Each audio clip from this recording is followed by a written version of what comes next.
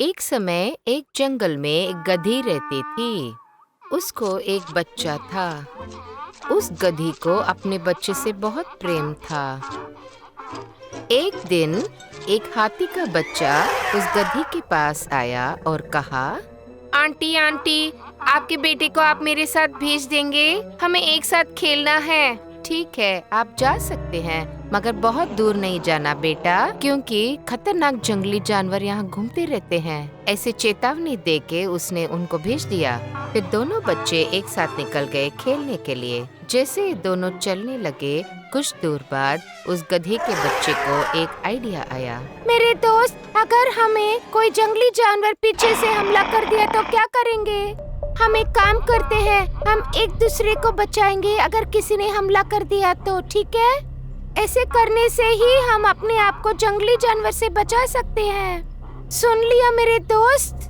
ऐसे कह के बहुत दूर वे जंगल के ओर चले गए। वहाँ पास में पेड़ों के डाली से पत्ते तोड़ के वो हाथी का बच्चा खाने लगा। गधे के बच्चे ने भी पास वाले घास को चरने लगा। ऐसे दोनों बच्चों ने जब पेट भर के खा पी के खुशी से रहे तो पेड़ के पीछे से एक भेड़ी ने उनको देख लिया और भेड़िए ने पीछे से गधे के बच्चे को हमला किया। और फिर उस गधे के बच्चे ने अपने आप को बचाने के लिए उसे लड़ने लगा, मगर भेड़िए ने छोड़ा ही नहीं, गधे के बच्चे का पीछा किया। जैसे तैसे भी गधे के बच्चे ने अपनी जान बचाई और हाथी के बच्चे के पास भागकर पहुंचा। हाथी के बच्चे को इस बात की खबर पड़ गई। हाथी के बच्चे को बहुत गुस्सा आया और वो भेड़िए को भगाने के लिए उसके पास भागने लगा। वो भले ही छोटा था, वो हाथी का बच्चा था, इसलिए भेड़िया डर के मारे वहाँ से भाग निकला। जान बचाने की खुशी में ये दोनों बच्चे अपने घर की ओर निकल पड़े। घर पहुँचने के तुरंत बाद गधे के बच्चे ने अपनी मम्मी से पूरी कहानी सुनाई। गधी ने फिर उसके बच्चे से कहा, एक बात ध्यान से सुन लो, इस जंगल में बहुत सारे खतरनाक जानवर है। हर एक जानवर को एक खासियत है। जब उन पे हमला होता है, वो अपनी इस खास बात को उपयोग करके वो बच निकलते हैं। जैसे हाथी को अपना सूंड और हिरनी को अपनी तेजी से भागने की ताकत, और हम लोग को अपने पैरों में ताकत है। जब हम पे हमला होता है, हमें उन्हें लात मार के बचना चाहिए। जब भी हमला होता है, तुम अपने पैरों का उपयोग करो और बच निकलो। ऐसे गधी ने उपदेश दिया। अगले दिन सुबह उस गधे के बच्चे ने नदी के किनारे पहुंच गया पानी पीने के लिए। भेड़िया वहां पे पहुंचा, मगर उसको पता नहीं था कि गधे के बच्चे को बचने का राज पता चल गया। उस भेड़िए ने ठान रखा था कि उसे उसी दिन गधे के बच्चे को मारना है और उसे अपना भोजन बनाना है, इसलिए पेड़ के पीछे छुप के इंतजार कर रहा था। जब गधे का बच्चा पानी पी के निकल गया तो भेड़िए ने उसे पीछे से हमला किया। इस बार गधे के बच्चे को जरा भी डर नहीं लगा,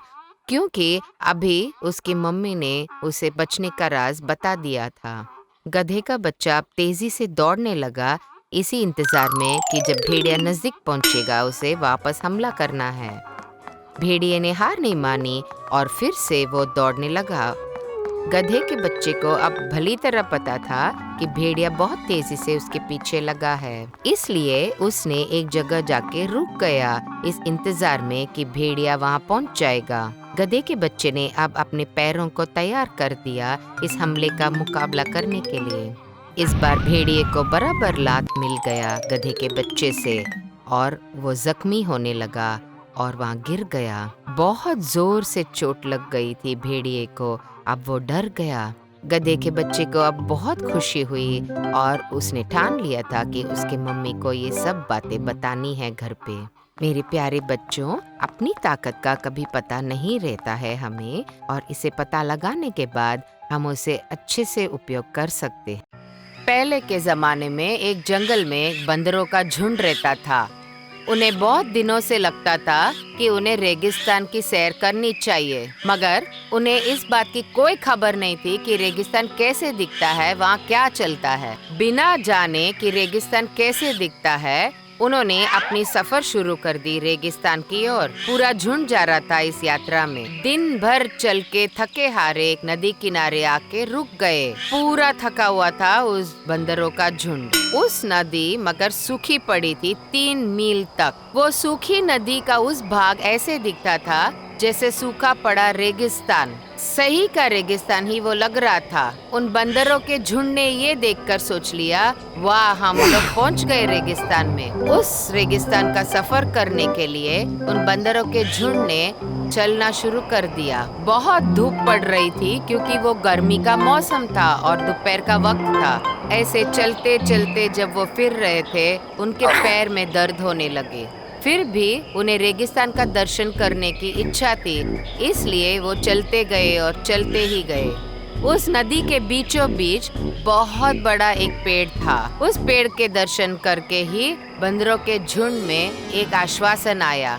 सब बंदर उस पेड़ पे जल्दी जल्दी चढ़ गए और वहाँ बैठने के बाद ही उन्हें अच्छा लगा। सुबह से चलते चलते थक गए इतने कि उन्हें बहुत जोर की प्यास लगी। उन सबका गला सूख गया था और उन्हें बहुत थकान महसूस होने लगा। उन बंदरों ने आसपास नजर घुमा के देखा और ये ढूंढने लगे कि पानी कहाँ मिलेगा। जब उन्होंने नजर फिराया और देखा कि पानी जैसे कुछ दिखने लगा उन्हें। जैसे ही उन्होंने इस बिंब को देखा, वे सब पेड़ से उतर गए और उस बिंब के प्रति भागने लगे। जैसे ही वो बिंब के प्रति पहुंच गए, नजदीक जैसे गए, वो बिंब गायब हो गया। उन्हें बहुत दुख हुआ और पेड़ की ओर वापस चलने लगे। कुछ समय तक आराम करने के बाद उन्हें फिर से पानी जैसा कुछ नजर आया। सारे बंदर फिर से उस पानी की ओर बढ़ने लगे। फिर से वही हुआ, दोबारा पानी गायब हो गया। फिर से वो दुखी हो गए और पेड़ की ओर चलने लगे। उस पेड़ के ऊपर एक पंछी रहता था अपने घोंसले में। वो अपने घोंसले में बिना कोई आवाज किए चुपचाप बैठा था, क्योंकि उसे डर था कि कई बंदरों से उसे आफत नहीं आ पहुंचे। और अपना सर ऊंचा रखने लगा और देख रहा था कि ये बंदर क्या क्या करतूत कर रहे हैं। वो बहुत धीमे से सब अपना काम करता था घोंसले में। बंदरों को इस प्रकार दुखी देखकर पंछी ने उनकी मदद करने की सोच ली। तुरंत वो अपना घोंसला छोड़ दिया और बाहर आके बंदरों से बात करने लगा और कहने लगा, दोस्तों, मैं सब कुछ जो हो रहा था सब देख रहा था। मैं आपकी मदद करना चाहता हूँ। बिना पानी की बहुत तकलीफ होती है, मैं भी जानता हूँ। पास में एक नदी है, वहाँ पे बहुत सारा पानी है।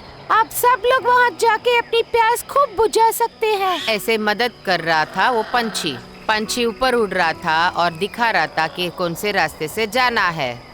कुछ ही समय में ये पंछी और बंदरों का झुंड आ पहुँचे नदी के किनारे। नदी में उतर के उन पूरे बंदरों के झुंड ने अपनी प्यास खूब बुझाई और आनंद उठाया। उस समय उस पंछी ने पूछा, दोस्तों, अपनी प्यास बुझा दी आपने?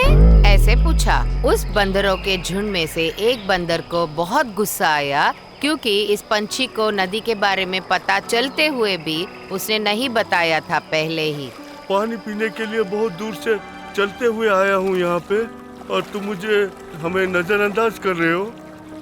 पंछी को लगा कि ये बंदर कुछ गड़बड़ करने वाला है। हम प्यासा भूखा पानी के लिए इतना इंतजार कर रहा है और तुम हमें देख करके देखो अभी। ऐसे गुस्से में कहते हुए उस पंछी के बारे में एक पल भी बिना सोचे उसे कच्चा चबाना शुरू कर दिया। इस प्रकार वो पंछी अपनी जान त्याग दी।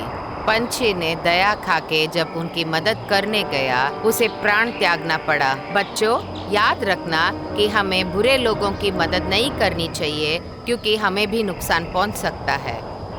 कौवे की बुद्धिमानी। एक समय की बात है, एक जंगल में एक कौवा रहता था। वो गर्मी का मौसम था। एक दिन ज्यादा गर्मी होने से उस कौवे को बहुत प्यास लगी। कड़ाके की गर्मी से कौवे का गला एकदम से सूख गया था। पीने की पानी के लिए वो कई जगह ढूंढ रहा था, कहीं भी उसे पानी नहीं मिला। बहुत उड़ने से वो थक गया था। उसने सोचा कि कहीं न कहीं तो पानी मिल जाएगा, और ताकत कमजोर होने पर भी ढूंढता रहा। फिर भी उसको पानी नहीं मिला। इस तरह खोजते खोजते उसे एक घड़ा मिला। तुरंत बड़ी आशा से वो उसके पास गया। बड़ा प्यासा था, इसलिए उस घड़े के अंदर झांक कर देखा, लेकिन पानी घड़े के बिल्कुल नीचे था और कौवे की चोंच वहाँ तक पहुँच नहीं सकता था। उसकी आशा निराशा में बदल गई। पानी दिखा, मगर पीने के लिए सुविधा नहीं थी।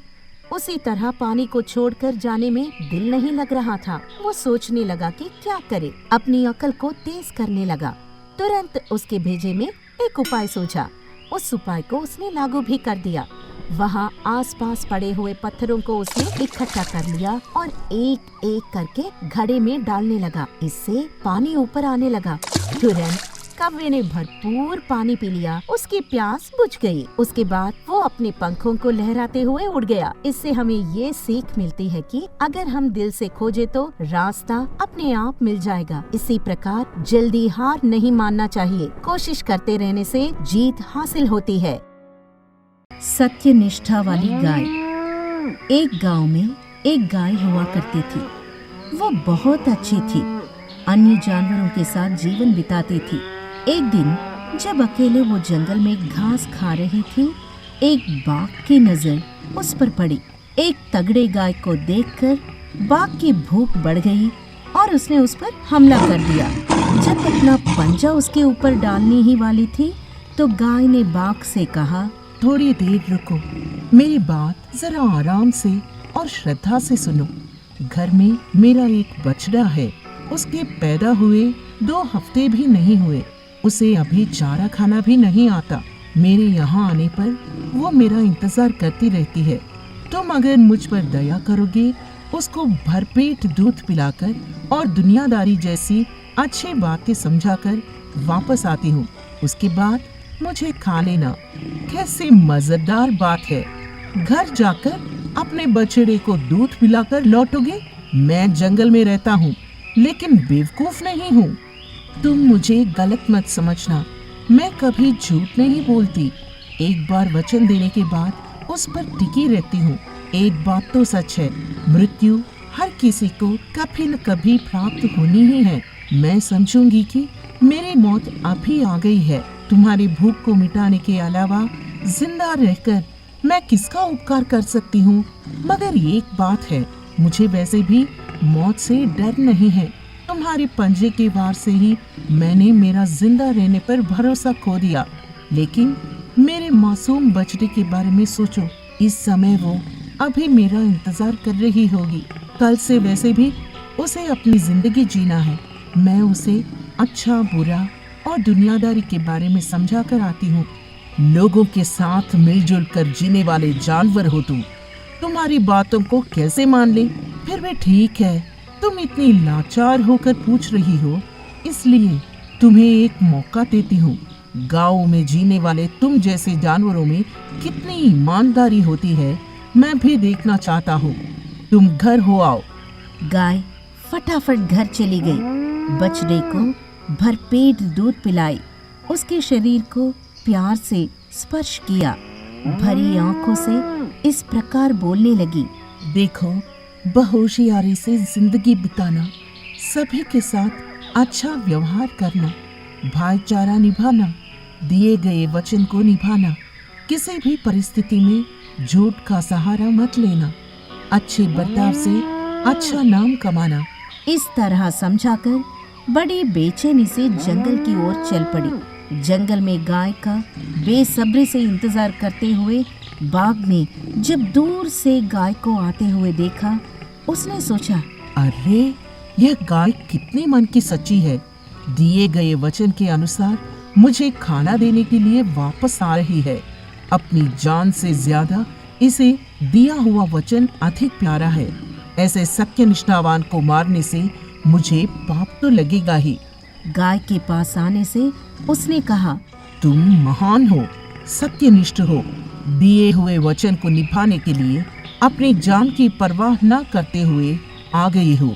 तुम्हें मारने से मुझे महान पाप लगेगा। तुम्हें शक की नजर से देखने के लिए मुझे माफ कर देना। किसी और तरीके से मैं भूख मिटाऊंगा। तुम घर जाओ। गाय खुशी से घर चली गई और अपने बछड़े के साथ सुखी रही। Hi kids! Hope you like the video, subscribe for more videos. Visit us in Facebook and Twitter. Thank you. Bye bye.